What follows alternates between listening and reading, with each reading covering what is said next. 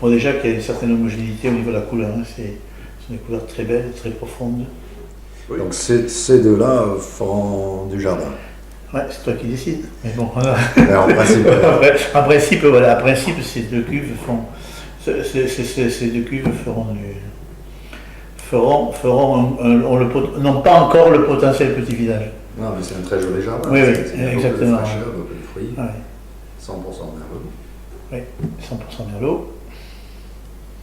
Et pas de bois neuf, donc. Non, il se des barriques de 1 vin et de 2 vins. D'accord. Ça, c'est déjà encourageant. Ah oui, oui, c'est sûr, hein. Ça fera un très beau jardin. Hein.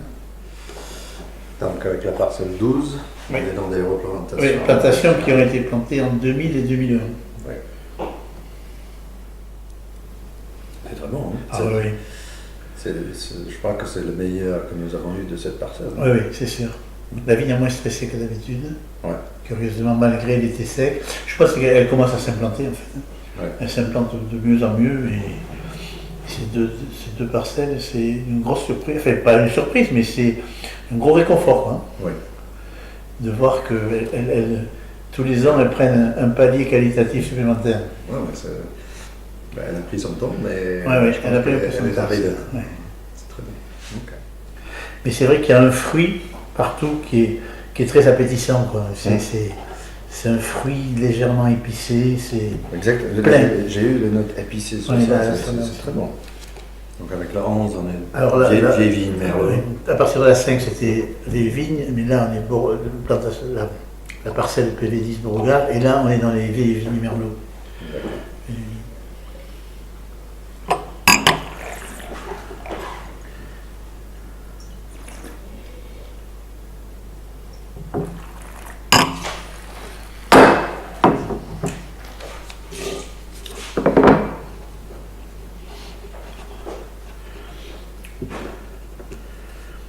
Là, c'est plus plein, c'est plus volumineux. Grande profondeur, simplement. Et 15. Il a 20 ans, qui a 40 ans.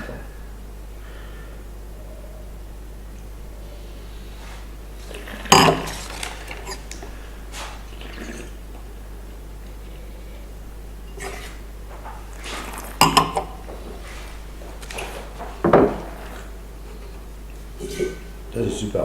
Ah oui, ça c'est magnifique. C'est velouté, c'est... Il y a un velouté que les autres n'ont pas. Non.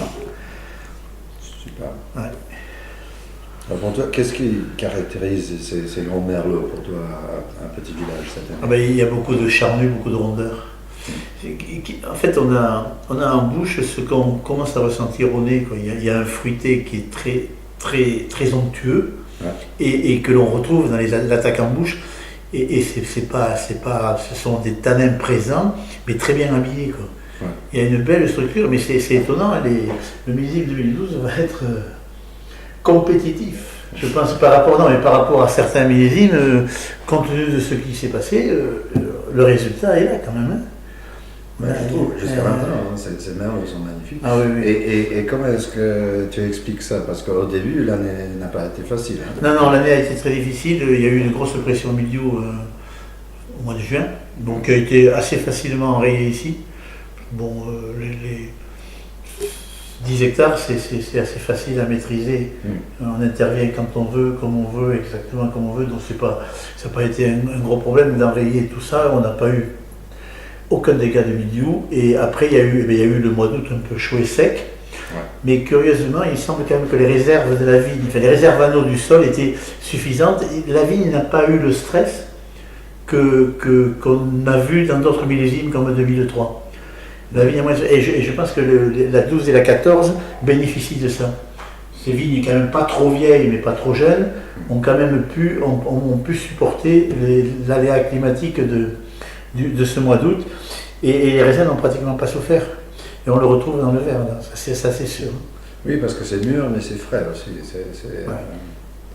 Puis après, il y a eu la pluie de mi-octobre pendant les vendanges, mais qui n'a pas affecté l'état sanitaire. Elle est arrivée, mais on a des raisins parfaitement sains, quoi. Il n'y a pas eu une once de botrytis. Hein. Et les rendements étaient faibles? Oui, bon, les rendements faibles. Bon, ils sont aux alentours de 33, 30. Enfin, théoriquement, on devrait ressortir à peu près à 33,5 avec les hectares. Mais peut-être c'est un facteur, parce que si on avait eu des rendements élevés, peut-être on n'aurait pas cette... c'est très certain, oui, c'est plus que possible, oui, c'est certain. Ouais, je pense que 33-35 hectolitres, c'est un équilibre qui semble bien lui aller. Là. Ouais. Au moins dans les conditions du millésime. Hein. Ouais. Bon, alors là, on a des Cabernet Franc. Et là, tu rentres dans les Cabernet Franc. Ah, il est magnifique. Hein.